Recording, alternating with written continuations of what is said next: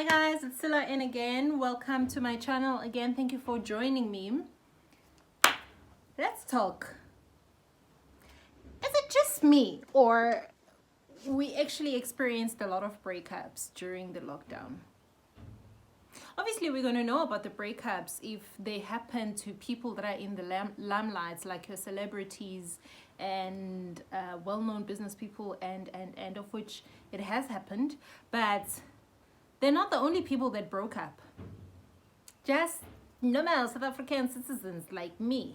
Well, I didn't break up with anybody, but people broke up. I know this because I'm a person who's very approachable. A lot of people find it very easy to talk to me. So I've spoken to a lot of people during this lockdown who have told me, hey, we've decided to call it quits. We've decided it's not working out. We've decided to leave him or whatsoever. But there's something I wanted to talk about in regards to that. It's the blame game, guys. There's a lot of blame game in the breakups, of which, yeah, it's going to be easy, Vele, to blame another person. It's going to be easy to find fault in what the other person did that led you to deciding that I no longer want to do this. Fair enough. But what about you? Did you ever look at yourself? Because this is not your first breakup, right? I mean, in my age, I'm old, guys. I'm old. Old. I'm 3 decades and something. In my age, I've dated a lot of people. I can't say, even though I don't remember really being dumped. I'm really trying to figure out. I think I have, but I don't remember. It might have happened, but I don't remember. I remember me leaving the relationships. But I can't say in all the relationships that I've had, I left because, well, that's what I would say. I left because he cheated, he did this. But what about me? And I think it's very important as a person to also admit that you as well have your own toxic traits. Because you can't have 15 exes and you're the only person who's always right in the relationship. The other people are always wrong. Yes, compatibility is very important.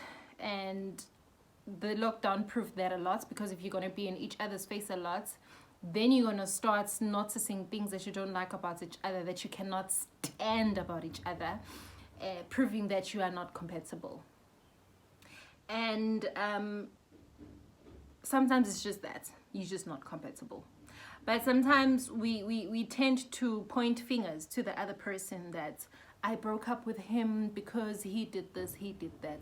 Let's just be honest with each other.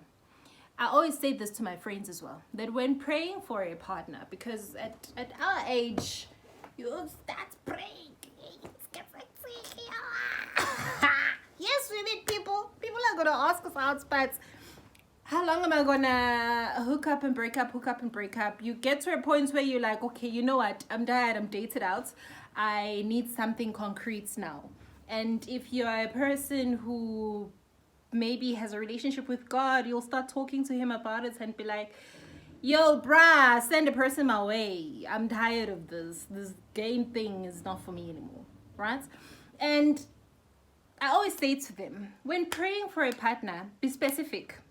Obviously, be specific, even with the physical look, the personality, the traits, everything, the way he talks to you, everything. Be specific. Don't just say, I need a man, because how many men do we have? A lot. Even the guy there who's staying in the streets is a man. Yes, he's a man. So if you're not specific, you're just going to get any man. You're just going to be going in circles where you are. So be specific. Also pray for compatibility. But whilst you are praying for the other person on what they must have, how they must be, and whatsoever, pray for yourself. Because there's no use in you meeting a person who is everything that you want, but you are the rotten egg, or you are the rotten potato, or you're the toxic one in that relationship. specifically to females.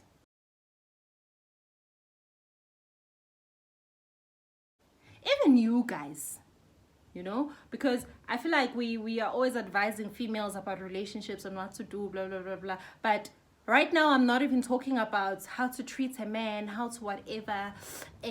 You must give them peace, you must respect them, you must support them, men need peace. No, I'm not even talking about that. That's not the day. Because if I have to give those sort of advices are all, I feel like men should also be taught on how to be in a relationship, not only females to be taught how to be in a relationship. So my topic is not about that today. I'm talking about fixing yourself, praying for yourself to be a better person. Look back and reflect. Go back to learn and unlearn things that you learned in your last relationship. That's what I've done a lot. In my last serious relationship, yeah, the relationship was toxic as,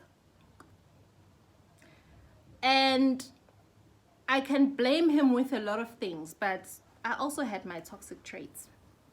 You know, I also had a lot of my own things that I did that he couldn't stand, which probably didn't even motivate him to be a better person, right?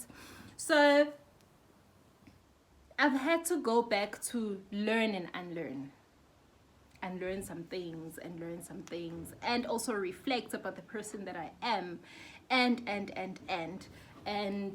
learn to understand the person that I'm with, and learn to not always wanting to be right, learn to not always taking offense, not always, you know, you get where I'm going with this. So my thing is, let's try to, when we are breaking up, reflect and check as well. Me self, yes, he did this, yes, he cheated, yes, he got someone else pregnant, yes, he doesn't listen to me, yes, he doesn't love me, yes, he does, yes. But me self, silo in, what was I not doing right? So that you don't take that traits to the next relationship. Not necessarily to stay in a relationship maybe that is already dead, if you've decided that it's already dead, but to not take that to the next relationship, because you always have to learn something, not just go as the same person as you were to the next relationship and hoping that this person is just going to take you as you are. Yes, you must not try and change yourself to suit a person, because you're going to be a chameleon if that's the case. So you're always going to be changing yourself for certain people. Hence, I also spoke about compatibility, that you must be compatible with a certain person. But toxic traits are toxic traits.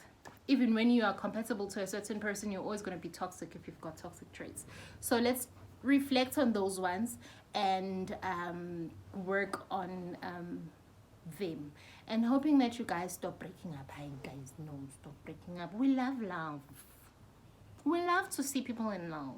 So when you are breaking up, you are not, you know, as single people, we want to stable well relationship goals, and now when you're breaking up, we're like, okay, another one bites the dust.